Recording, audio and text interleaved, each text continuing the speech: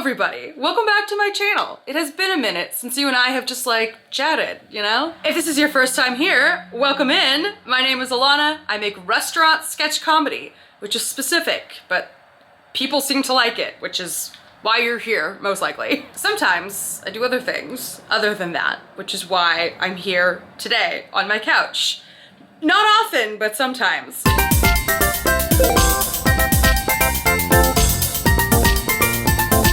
Today, I'm gonna be reacting to some memes, some good old restaurant industry memes. But before we get into that, you and I, let's just check in. How are you doing? Are you doing okay? Have you had water? Have you had food today? Take care of those things if you need to. How am I doing? Thank you so much for asking. Let's just check in. I'm missing 3 out of my 10 nails. My cardboard corner of shame is still in frame. It didn't even occur to me to move that, but that's how little I care about it. And also my shirt says acid reflux, which is something I currently have right now. It is 11:45 a.m. and I am starting the day. We are not even in the afternoon. I already have heartburn. We're already there. You know what? I'm alive, and frankly, that's all I can ask for at the end of the day, you know? Feeling fun and flirty, silly and goofy, 30, flirty and thriving. Yeah, I'm not 30. Sorry, I just got a package delivered, I think, but it really sounded like the delivery driver just like punted it into my door. 30, flirty and thriving. Yeah, it sounded like he like drop kicked it from several feet away with the force that it just hit my door with. I think I only have clothes that are supposed to be delivered today. So unless they weighed down the bag of clothes with rocks, don't know how it could have made that noise. Anyway, let's react to some memes, shall we? My phone is ready. I am on boredpanda.com. I'm ready. There's like 40 here. We'll do our best hits. When a customer wants to speak to the manager and the manager just tells them the exact same thing you did.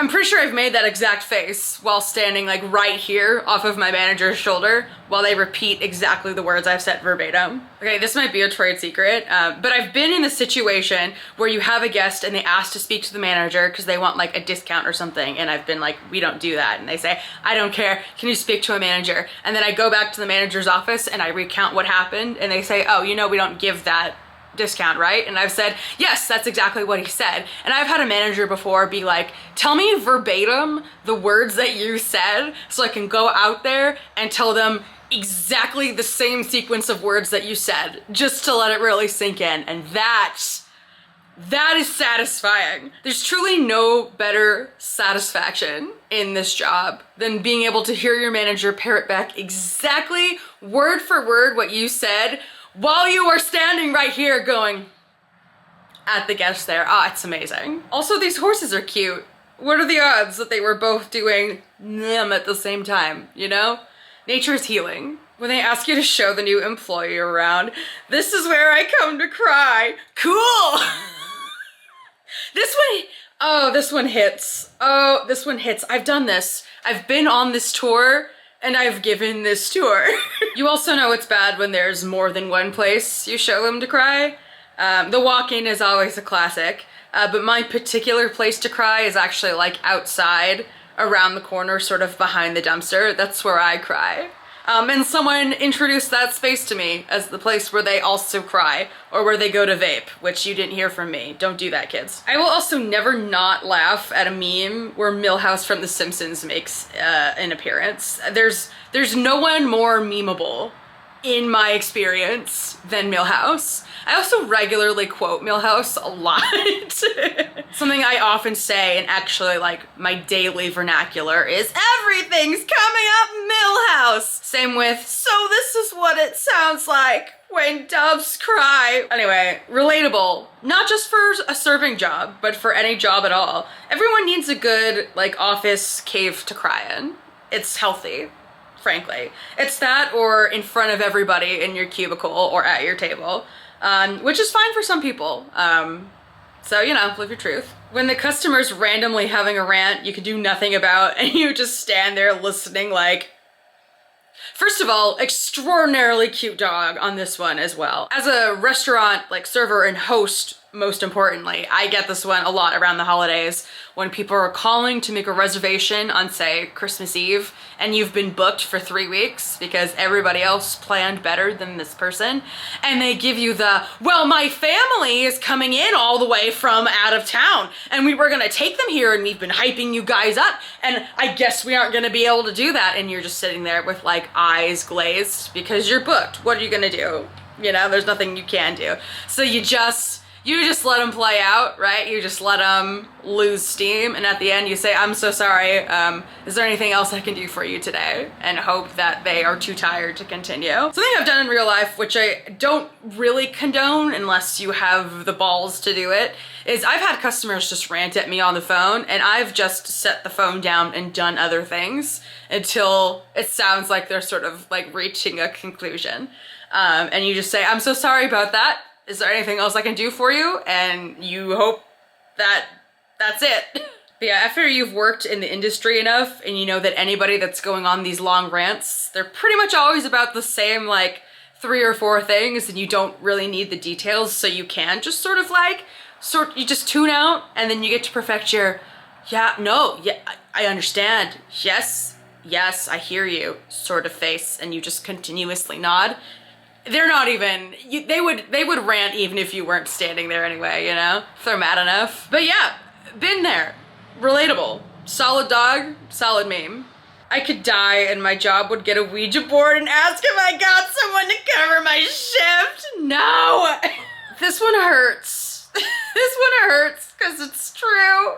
Oh, because it's true. I got asked if I was coming into my shift on day 3 of COVID once. I had just contracted COVID from the restaurant, and there was like a surge going around, and on day 3 I got the text asking if I was coming in that day, and I was like, I'm not, right? I'm not. I've been asked if I'm coming into my shift on days when I am like on vacation and not even on the schedule. That's also happened. We could be in full like post-apocalyptic nuclear meltdown dystopian society, I think, and these texts will still be coming through. I'm talking like no electricity in the universe, no one even has phones anymore, and they're sending carrier pigeons to ask if you're coming into your shift today. The restaurant won't even be standing because it got like burned down in the purge, and you'll still get the text asking if you're coming in to help rebuild because dinner service is still on. The world may end, but restaurant managers are forever. How I sleep at night after my table tells me they're never coming back. Oh, I wish this one were true. I wish this one were more true, because they're gonna come back tomorrow. Without fail, 99% of the time, they still come back. Every time. I don't know why. They're not getting what they want from me the first time, but it is like a 99% return rate whenever people throw that at you. I'll never understand it. Truly, I will never understand it, but they always come back. We will never know peace like this sleepy motherfucker will never know peace. Because yeah, when people say that, I'm like, yes, bitch, good. I don't want you back here either. Let me live. But they always come back like cockroaches that will never be free. Me, can I get you anything else? Customer, yeah, $1 million. This one's real. This one's real, and you and I both know that. You and I both know how real this is. And you have to laugh even though you hear it 100 times a day, because it's always rich dads that are paying, that are making this joke. So it's only customary. It is the prophecy. Although if you want a way to combat this, this is the thing you do. This is especially effective for when they, instead of saying $1 million, they say a winning lottery ticket. And the trick is to banter back, because they're never expecting that. So if you're really like at your wit's end and you can't hear $1 million one more time, just continue the bit.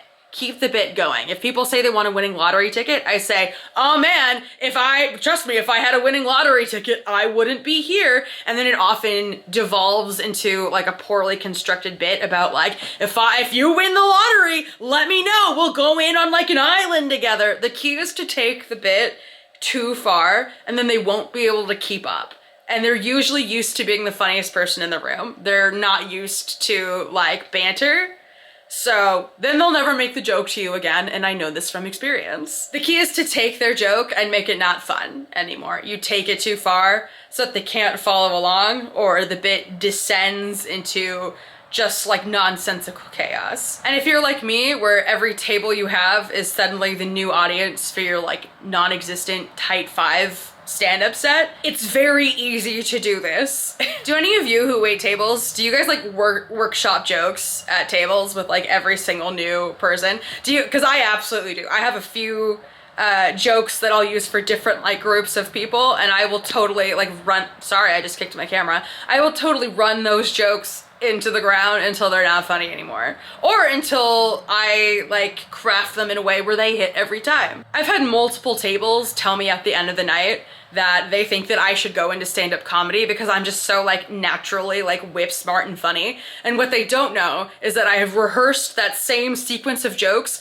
155 times tonight. And when you're workshopping jokes 150 times a night, 5 nights a week, it's like Netflix special quality by that point. It is an incredibly curated like little square of comedy that I've made for you, and you think it's special. That's how you know I'm good. When your manager walks in and you pick up the nearest thing to your hand to look as if you're working. Okay, so here's the thing. If you're like really caught in a bind and you are here having like a hot gossip sesh and the manager is walking in, of course, my go-to is to immediately go to the server station, start pretending like you're typing something in onto a computer. Doesn't matter if it's fake or what, you just type. But what you actually want to do is, if you're ever going to get into like a hot, spicy gossip session like that, you need to be near a server station. You need to have a rag. You need to have a rag just around, even if it's not in your hand, it needs to be within arm's reach. And if you can, you get a wine glass or something that you can polish. Here's my empty Celsius can, for example. That way you just pick and you're just this. As long as your hands are moving, it's gonna look like you're really like doing something. But you always wanna be near this. A towel, even if you're not even holding anything, even if you're just doing this is better than nothing. If you can grab a fork, polish, even if you're not like even if that's not normally your job, always be near a rag. You can avoid this one if you're proactive. You don't have to be old lady vacuuming the lawn. You can get past this. At least type nothing into a computer. And if you're really, really not near a computer, which I hope that's not the case for you, you take out your book, you pretend like you're writing something down madly. You just stand, go. Have busy hands. Busy hands are what is important. Don't get caught with idle hands. You can do it. I believe in you. When a customer tries to walk in but the door is already locked, oh man, if you're an avid watcher of this channel, you know I've made actually several videos about exactly this. And this is genuinely the face that I make when that happens. As like the really dark days of the pandemic start getting farther and farther away, I've noticed this, like, people are getting a little more awareness about, like, if they try a door and it's not opening, and then they often look and they, like, read the hours on the door. They're usually receptive to that these days. That was not the case probably like a year and a half or so ago. Because nothing gets me like the knocking. When they pull the door and it's locked and they often read the hours and don't process it, and then they look in, right? And you just see their little faces pressed against the glass door. And then they knock, because they kind of see you. You know, context clues, babe. Pull out that smartphone. I know you got it. We all have them these days. Pull out your smartphone, Google the restaurant, check the hours.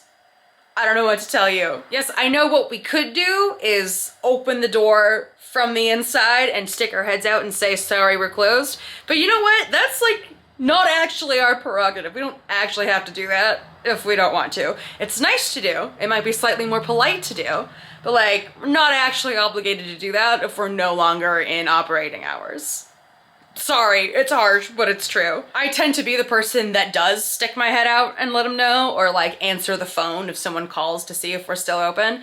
But then when I make those videos, I get hundreds and hundreds of comments of people being like, you should have never picked up the phone. You should have never like entertained those people's business. You should have just like let them walk away, which I have mixed feelings about, but like I see both sides of that argument. But anyway, that's just my own hang-ups about that. I would probably think about it less if I weren't like being perceived on the internet about it, but like, I see why people do both courses of action.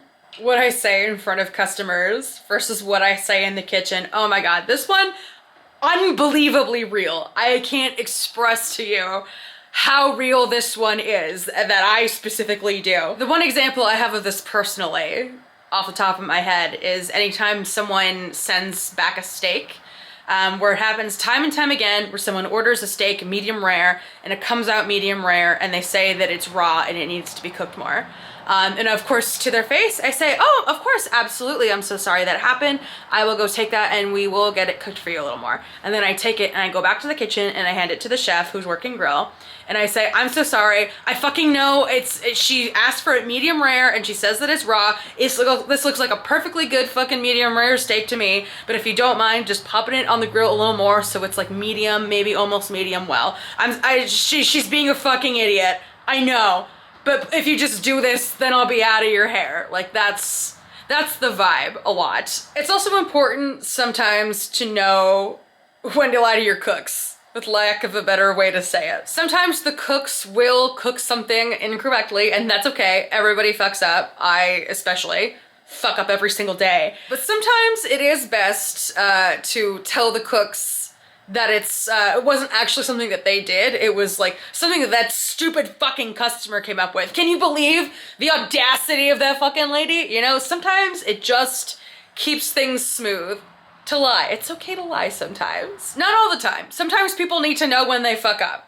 But like, sometimes a little white lie to keep the peace so that your thing gets fixed faster is fine. It's okay to lie sometimes. Just sometimes. Not always, but sometimes it's okay. Please do not quote me on that out of context, please. But yeah, there's truly nothing funnier than watching people's customer service faces and voices turn off. It is a sweet, satisfying thing to watch the second that mask comes down. When the server is out talking to a table, smiling. Oh my God, I'm so happy to get that for you. Give me just 1 second. I will be right back with that, sir. And they come in, turn the corner of the kitchen and just like, can you fucking believe the absolute fucking nonsense that is occurring out there right now? I can't fucking believe it. It's a chef's kiss experience. When you're already doing 5 things and a customer asks you for help. Yep. There's a comment here that says, when your hands are full and the customer asks if you forgot their plate, which is an absolute fucking pet peeve of mine. I've made several videos about that specifically. There's almost nothing in the world to me that is more infuriating than when you're holding 4 plates with your 2 hands, putting down 4 plates for a table of 7, and you're putting them down, and one of the 3 remaining raises their hand and says, where's mine? Is it coming out? Did you forget it? And you're like, no, I am one simple person. I am one simple biped of a person that is not an octopus with 8 hands. I'm sorry. If I had 8 hands, I would have used them. However, I'm not, so I didn't, right? Like, think about it for one singular second. I know a lot of places will have like the big jumbo trays that they'll set them down on like a little thing and then hand them out that way so you can bring out like 10 at once.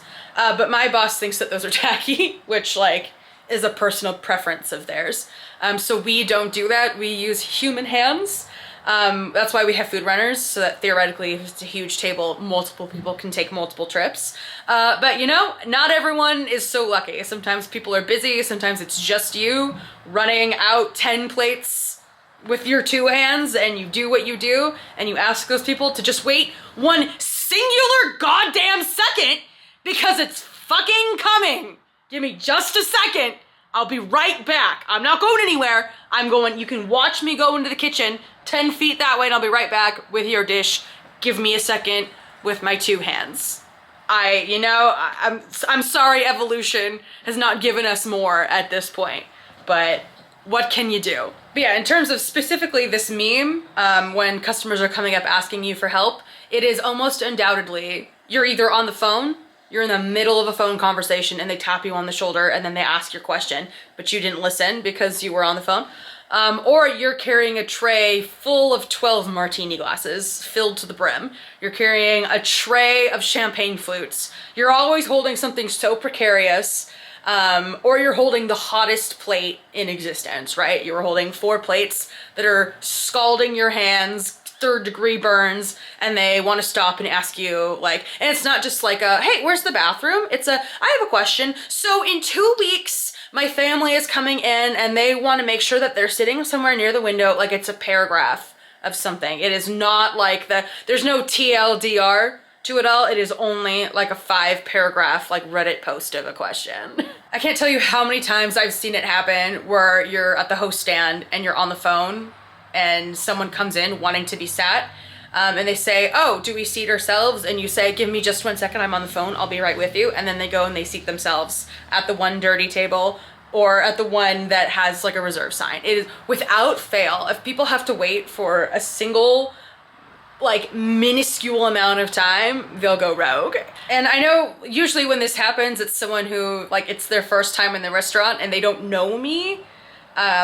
But I assure you, like, if I say like, oh, give me just 1 second, I'll be right back, I have a 100% return rate, right? Like I always come back. It never takes me longer than maybe 5 minutes at the very, very most to accomplish whatever it is I need to accomplish. Like I'm gonna come back. I always do. I know you don't know that because you don't know me. You have no frame of reference for my work efficiency. But I always come back. I am gonna come back and help you. I will seat you. I will answer that question. I will take the time to hear that paragraph in 3 minutes if you'll grant me that. If you will grant me the grace of 3 minutes, I'll be right back for you. Trying to find your manager so that you can go home. I cannot, I don't even have the words how much I resonate with this. It's so unbelievably real. It's so unbelievably real. I worked somewhere for a little while where the manager would actually often leave early. Not like early, but like they would come in earlier and then they would work like an 8-hour shift. And then because of COVID protocols or whatever, they would leave and leave a senior server in charge to do all of like the closing lockup stuff. But the manager would just go. And then when it was time for you to maybe go, it would happen to me a lot where the manager would cut me and then our like leaving process is like, I would be cut, you finish your tables, you do your checkout and your paperwork, you give it to the manager to check. And then you get to go home, but then the manager would leave in between when they cut me and when I needed to present my paperwork to double check. And then you're just running in circles. It would take me 15 minutes to finally leave once I did the paperwork because that was like not clearly communicated. And it was like this, except the joke is, I assume in this, Waldo was here. And in this reality that I had to live, Waldo was simply not here. It was simply a trap. I'm trying to find Waldo, but I cannot find him. Perhaps he's like that manager and he's not here at all. If anyone finds Waldo, comment below. Start a thread of all the people that have found Waldo, because I have found 100 striped towels and striped bathing suits, but I have yet to find Waldo. This photo's kind of low res. If I like zoom in, I think I may have found Waldo, but also it's a little low res, so I can't be sure that that's him. It might just be a man with a striped shirt. Oh, he's not wearing the hat. That's not Waldo. Fuck. Anyway, managers do be disappearing. They really do be disappearing the literal second that you need them. And then they be reappearing when you're supposed to be doing side work and you're not, and you have to grab something nearby and pretend to do side work. That's called a callback. You can tell that it's comedy that I did really well because I had to explain it to you. And that's how the best jokes are. The ones where I have to tell you that they're funny. When you take an order and then try to read your own handwriting, this one is so relatable for Alana. I have had to do the walk of shame more than once, more than what I can count on one hand, where I've written everything down. The table has watched me write down the food that came out of their mouth. And I've gone to the computer and I've tried to decipher and I've had to go back and be like, hey man, I'm sorry, I can't read my own writing. Remind me one more time, just because I don't quite trust my own brain enough that I heard it correctly. I've had to do that. Most of the time they're receptive to it. Most of the time people are cool and they're like, yeah, I totally get it. This is what I got. Especially at the place that I currently work at, where there's a lot of sides you choose from. There are several dishes where it's the dish and then their choice of a few different sides, and that's easy to fuck up, frankly. I can only think of one time where it was a lady who was like really unimpressed by that. She was really annoyed that I had to come back and double down. She was like, I saw you write it down. And I showed her my book. And I was like, I know I wrote it down, but I just used like my doctor prescription, just absolute chicken scratch. I can't read this. And she looked at it and she was like, Jesus, I can't read that either. Yeah, I understand. Like, it happens. I would frankly rather go back and ask than put in the wrong thing, because that actually takes way more time to fix than it is to just go back and be embarrassed for a second. Me agreeing to an extra shift at work versus me the morning of that shift. Has anybody here ever agreed to cover somebody's shift and then called out sick for that shift you agreed to cover? Because that isn't me. I've never done that. No, I've only done that, I think, probably once in my career. But man, especially if you are like agreeing to work for like your 6th or 7th day in a row, the morning of that shift that you're covering, it can hurt. It feels like this. It feels like this. I don't necessarily believe that Kim Kardashian can relate to that specific experience. But her face does capture what I feel on that morning. The board of directors annual let me speak to the manager conference. Why do they all look the same like that?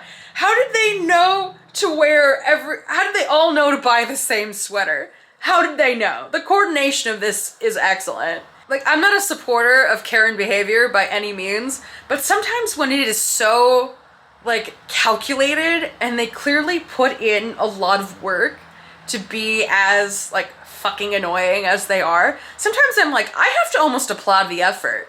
Like, congratulations on not having anything else to do. But I gotta tell you, sometimes it feels like this. Sometimes it feels like they all met at the meeting. Because the way these restaurant stories always work is like, people always ask me, people have said before, they're like, why is it just a full moon every single day where you work? And it's not a full moon. It'll be like 35 days of complete normalcy where everybody is nice and normal, and then everything crazy happens all in one day. I will get like 3 to 4 stories worth of material in one singular day. And it really does feel like everybody went to the meeting beforehand, where it was like a support group meeting for people with never been outside disease, you know? They all got together and discussed how they can all be the same kind of disruptive. Sometimes the coordination of it, honestly, is impressive. At a certain point, you have to laugh. At a certain point, you have to respect it. You have to respect the game, even if the game is one that makes me want to tear my hair out. Where do we think they all got the sweater, though? The sweater on its own is not bad. The sweater's actually quite cute. It looks better on the lady not wearing a turtleneck, is my personal preference. What's the lady drinking? It looks like she's drinking some kind of cola, a Coke or a Pepsi situation. Probably Coke. I think Panera has Coke. That looks like a Panera cup. Maybe she should give that charged lemonade a try. Okay, this is our last meme for the day. I know, I'm so sorry. I could read these memes all day. I'm on a page that has, I think, 35. And I've done most of those. I haven't been counting. But if you like this, I'll read more memes if you don't want this to be the last one. When your table asks what you normally order from the menu, but you know you can't afford to eat there. So here's my hot take on this one. Like I said before in a previous meme, the answer here is to lie. You lie. You pick something on the menu, specifically the 3rd to 4th most expensive thing. If you pick the most expensive thing, they'll be on to you. You pick anything and you suggest that, regardless of whether or not you've actually had it before. It is absolutely my pet peeve when you're at a restaurant and you ask the server, like, oh, what do you recommend? What's good here? What do you like here? And they say, oh, well, you know, like, I don't eat here that much. Or if people ask about a specific dish and they say, oh, you know, I haven't actually had that one, but like, I've heard it's good. No, you lie. You lie. You say, yes, it's totally good. You should try it. If you like eggplant, the out that I always do is you pick one of the ingredients in it. If it is a chicken dish or if it's like an eggplant dish, if there is something about it that is specific, not even just a chicken dish, I say this a lot with our dishes that have eggplant. People will try it. I don't really like eggplant myself, but like if people ask, how is the eggplant parmesan? I say, oh, if you like eggplant, it's fantastic. If that's something you already like, absolutely give it a go. The eggplant in this is amazing. If you don't like eggplant though, pick something else. That is the out. There's always an answer, but people get nervous when you don't have something that you can suggest to them. Just lie. Just lie. It will make you look like it will make people trust you, which is ironic because you're lying. But it will make people trust you in the future. It will make people want to come back to the restaurant because your job is to sell food, and they're gonna get nervous if you are there to sell them food, but don't sell them the food. You can't tell them something to buy, or you can't tell them something on the menu that is good. You gotta lie. You have to lie. Ideally, I think if you want to be a good server, you should have tried everything on the menu, provided you don't have any sort of like dietary restriction, so that you can talk about it, so that you know what's in it and you can focus on the highlights of it there. But if you really haven't, just say the spaghetti bolognese is amazing. You know, you pick 3 things that you just say. If they're vegetarian, oh my God, this particular salad we have is fantastic. Give that a try. This vegetarian pasta we have is amazing. If you're vegan, you know, you gotta say something. You can't say nothing. You have to pick. Lie. I'll go on the record and say that. Just lie.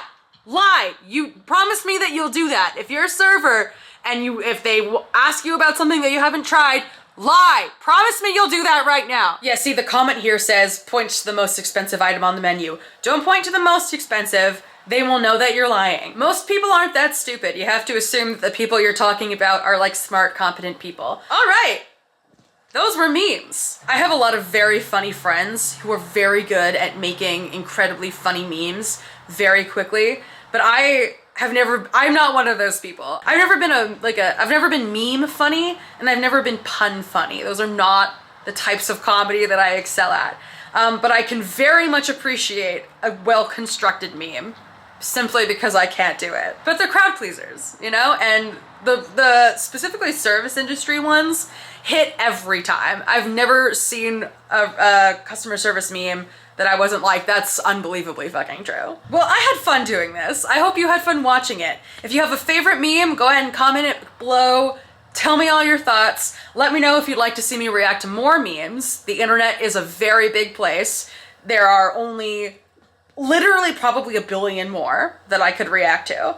And I'm happy to do that for you if you want to see it. Don't forget to hit that like button if you liked this video. Also feel free to hit that button if you didn't like this video, because apparently a theme that I have throughout this is that lying is okay. So feel free to lie now and hit that like button, even if you hated it. I won't know. And of course, don't forget to subscribe and make sure your notifications are on so that you get a little spicy little notification every time I post something new. And that is it. I'm gonna stop talking now. You guys are rad. Stay golden. I will talk to you in the next video, I guess. I am so bad at these outros. Okay, goodbye.